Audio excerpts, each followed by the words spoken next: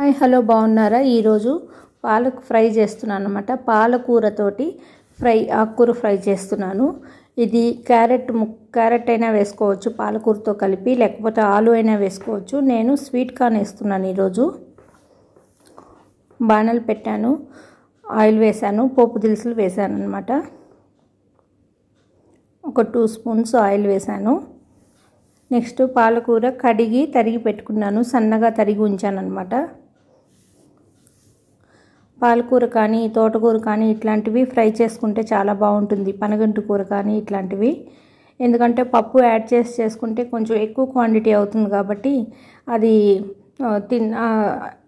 2 times అలా వస్తుంది. కాబట్టి ఇదైతే ఒక్కసారిగా అంతంతా తినేసేయచ్చు కదా. ఆకుకూర మనకు మంచిది కాబట్టి వంటికి చాలా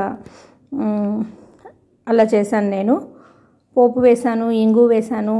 ఇప్పుడు స్వీట్ కార్న్ వేస్తున్నాను అన్నమాట. ఎందుకంటే ఈ ప్లేస్లో, స్వీట్ కార్న్ ప్లేస్లో క్యారెట్ వేసుకోవచ్చు, లేకపోతే ఆలు వేసుకోవచ్చు. ఇప్పుడు కడిగి తరిగిన పాలకూరని వేసేస్తున్నాను. చాలా టేస్టీగా ఉంటుంది. చపాతీలోకి నంచుకోవచ్చు, రైస్లోకి బాగుంటుంది, ఉట్టిగా కూడా తినేయచ్చు అన్నమాట. డైటింగ్ చేసే వాళ్ళకి ఆకుకూర చాలా మంచిది కదా. లంచ్లోకి ఒక ఆకుకూర ఉంటే చాలా మంచి ఐటెం కాబట్టి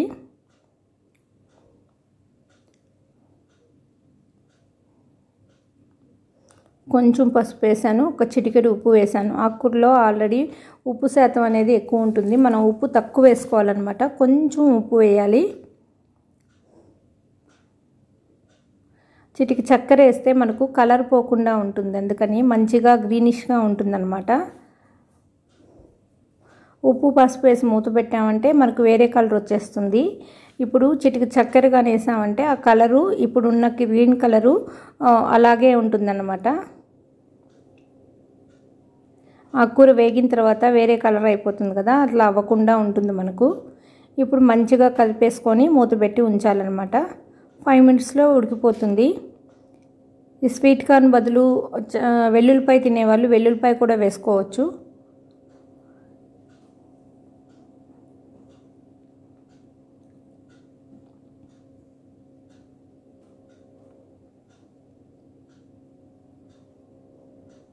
క్యారెట్కి పాలకూరకి చాలా బాగుంటుందన్నమాట టేస్ట్. మంచిగా మిక్స్ చేసుకొని మూత పెట్టి ఒక 5 మినిట్స్ ఉంచాను.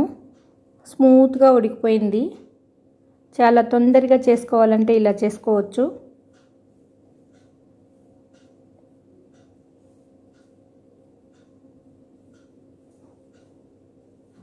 తక్కువ క్వాంటిటీలో ఎక్కువ తినాలంటే మనం ఇలా చేసుకోవచ్చు అన్నమాట.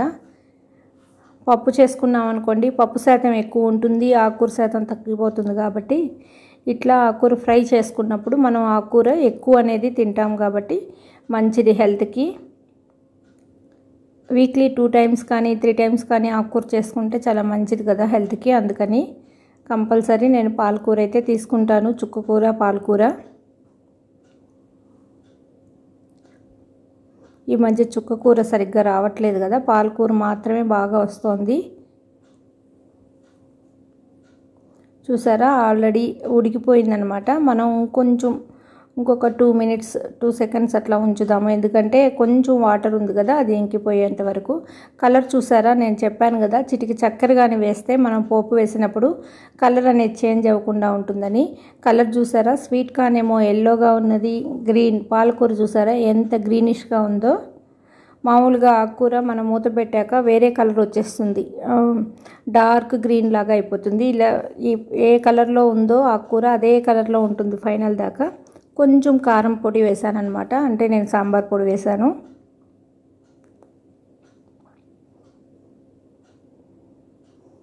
సాంబార్ పొడి అంటే ఓన్లీ సాంబార్కనే కాదు, మా ఇంట్లో కూరలకు కూడా అదే పొడి వాడతానన్నమాట. పప్పులు, మిరప్పొడి, మెంతులు, ధనియాలు అలాంటివే కదా ఎక్కువ ఉంటాయి, అందుకని అన్నిట్లోకి వాడతాను నేను, అది బాగుంటుంది. చూసారా, అయిపోయింది. మనం ఆల్రెడీ ఫస్టే ఉప్పు వేసాము, ఇప్పుడు కారం పొడి వేసేసాను కాబట్టి ఇంకా డిష్ అవుట్ చేసేసుకుంటున్నాను. మనం ఎంత ఆకుకూర వేసామో చూసాం కదా, ఈ కప్పులోకి మాత్రం వచ్చింది. కలర్ చూసారా ఎంత మంచిగా ఉందో, గ్రీనిష్గా. స్వీట్ కార్న్ మనం ఎంత తక్కువ క్వాంటిటీ వేసామో ఇప్పుడు స్వీట్ కార్న్ క్వాంటిటీ ఎక్కువ ఉన్నట్టు అనిపిస్తుంది చూసారా. ఎల్లోగా స్వీట్ కార్ను, పాలకూర గ్రీనిష్గా చాలా బాగుంటుంది. ఇది చపాతీల్లోకి, రోటీల్లోకి, పూరీలోకి, రైస్లోకి చాలా బాగుంటుందన్నమాట. ఎవరైనా ఈ రెసిపీ తెలియకపోతే చేసుకొని చూడండి. లైక్ చేయండి, షేర్ చేయండి, సబ్స్క్రైబ్ చేయండి. థ్యాంక్ యూ అండి. బాయ్ అండి.